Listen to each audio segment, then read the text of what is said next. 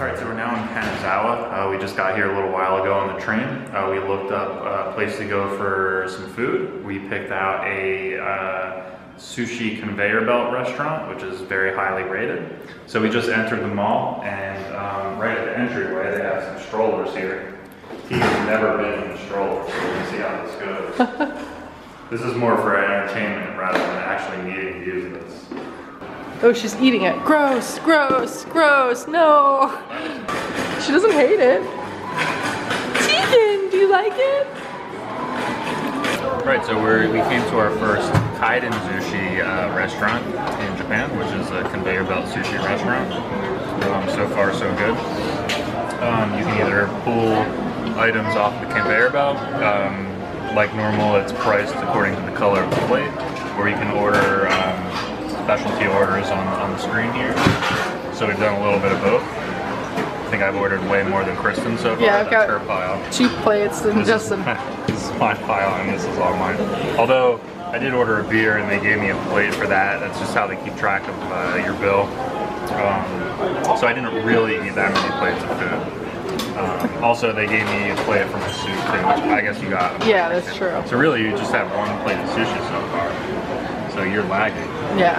I just ordered firefly squid. I love squid, but I've never eaten it in sushi before. A little nervous. Let's go for it. Alright. So these things are everywhere in Japan. This here is a parking skyscraper. This building is filled with cars. So you drive in down here and there's an elevator that lifts your car up to an available spot in there. And sometimes you can see the cars rotating around on like that platform in there. It's really interesting. I've never seen that anywhere else in the world. So we're now in the Nagamachi district. This is probably the best samurai district today in Japan. This isn't originally the way it was. This is kind of like a reconstruction of where the samurais used to live. But this is what it looked like back in the day. Samurais were the military of medieval Japan.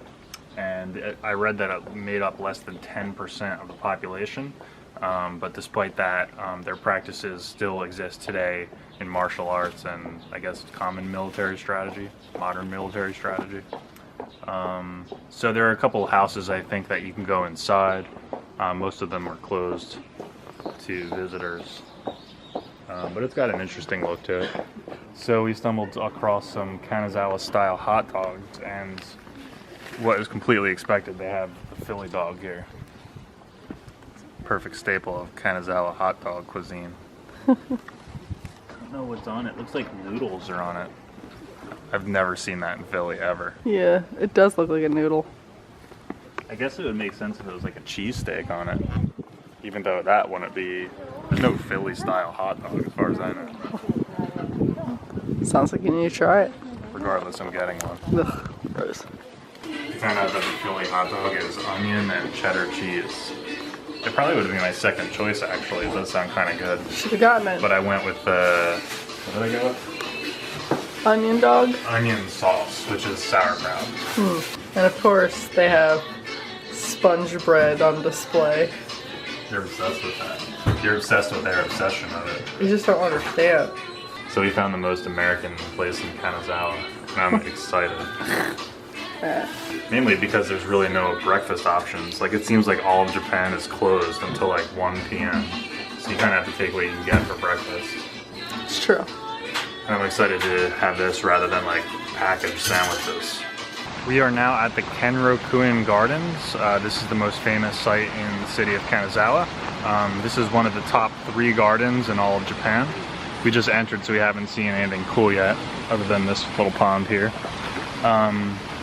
This is the Garden of the 6 Attributes, whatever that means. And one thing we read of note is that the way that the water is piped in to the top part of the gardens, and it flows throughout the ponds and the streams, and it eventually filters down into the moats of the castle, which is adjacent to the gardens. That's considered the top engineering feat of the Edo period. This place is awesome.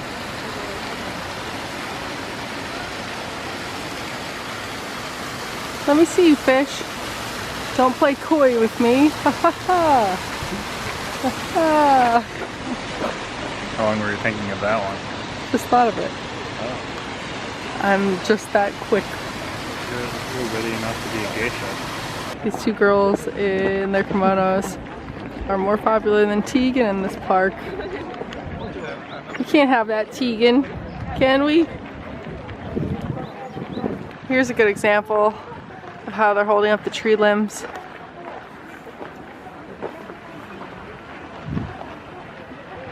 We've seen this all over the park. Thanks, we see our second wedding of the trip. Yeah. Although, I guess this is just the photo shoot after the wedding. So this is the Niagara-Matsu pine tree. And we know nothing of it other than the name, which I probably also mispronounced, so we really know nothing about it. But it is nice But it's looking. big. And it's big on the map, too. That's what really matters. That's why we're here. And it is opposite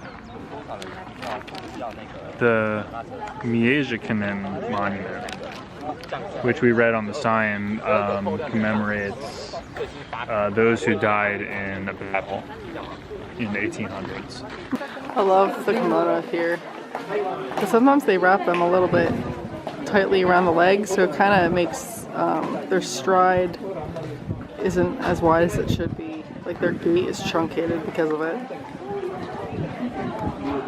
And oftentimes their heels step over their shoes, which also looks kind of uncomfortable. This street here is called Higashi Chiagai, and this is Kanazawa's most famous geisha district. It's still a geisha district today. Before this trip, I really had no idea what exactly a geisha was. I kind of thought it was this like overly respected, revered position of like an elite woman in Japanese culture, which I guess it sort of is. But we were reading about it, and it's kind of just like an escort a little bit. Basically, what you do, it's mostly men, but some women, you pay to, I guess, hang out with the geisha, and they laugh at your jokes, and they are supposed to have skills that involve classical music and traditional dancing. Without having experienced it, I'm guessing the skills, are secondary to just their company and their laughter at your jokes. It seems kind of silly to me for a position of that to be so revered. We specifically looked into if this had anything to do with prostitution, and it's kind of a little bit of a gray area. They say it doesn't, but at the same time, apparently, it is not totally unheard of for geishas to have children with their clients, and but they're accepted into their families. It's not just just having a kid out of wedlock and never seeing them again. It kind of integrates itself into the culture. The normal culture of what you would expect here. So it's kind of weird. I don't think we have anything like this at home. Are you gonna hire yourself a geisha? Yeah, definitely. You don't laugh at my jokes enough. So many of the houses here are still used for high-class entertainment, as it's worded in the guidebook. But this here is called the Shima House. We think it's it. There's no English wording outside, so I'm assuming this is it.